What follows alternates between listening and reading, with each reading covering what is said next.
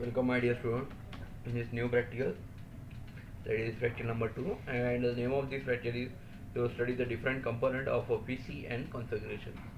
As for that, we have to study the different component of a PC with the different terminology. And the first component is the CPU, that is system unit, the case that holds the power supply and storage device and the circuit board, including the motherboard. Here it contains simply the memory part, motherboard part, control unit part, as well as it includes the storageable devices, that is the different floppy disks, hard disks, all that, and along with that it will require the power supply also. So that is the simply the first and important part is the system unit, which is called as the CPU, that is central processing unit also. That is central processing unit that we have, where the processing of the computer takes place, and often it's called as the brain of computer. It is called as the brain of computer. The most of the way it's called as the heart of a computer, but heart, when the heart will be removed from the body, our body will get dead. So heart is equal to power supply, and the brain is equal to CPU.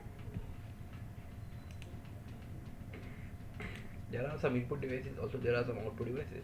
The units that gather the information and transform that information into a serious electronic signal for the computer, that is called as input device. The first input and very important device is the keyboard. Keyboard is the first input device, which is very important.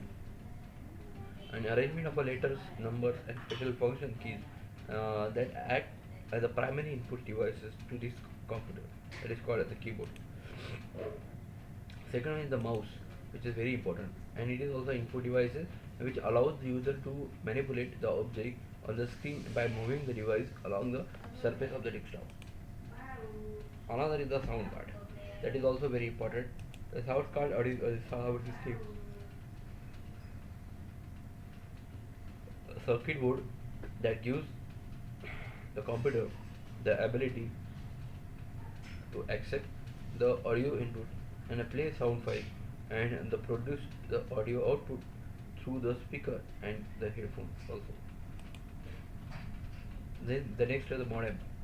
Here the modem is a device that send and receive the data to and from computer or over the telephone lines.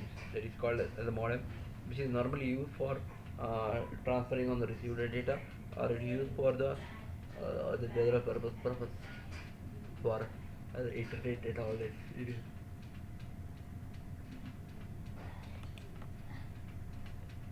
Then after completing some input devices, the next part is the output devices. If you go in output devices, that device display or print or transmit some result from processing from computer memory. First is the monitor. That the monitor is a very important output devices which displays the information in the form of images by converting the electric signal in the form of computer into point the colorized light on the screen, that is called simply a monitor.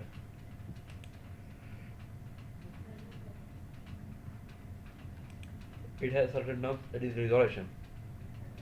The resolution is the density of a grid which is used to display or the print the text or the graphics. The greater horizontal and vertical density, the higher it has the resolution. That depends on the pixel, and what a pixel is the smallest unit graphic image, which is a computer display device uses the matrix to offer the pixel to display the text and a graphic. Another output device is the storage device. Storage device is a disk. It is used to keep the data when the power supply of the computer is turned on. And it has a different form, like it has a hard disk in the form of hard disk.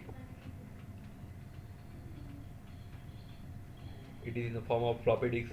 It is in the form of uh, CD writer also. This is all about a storage device. The next output device is the printer.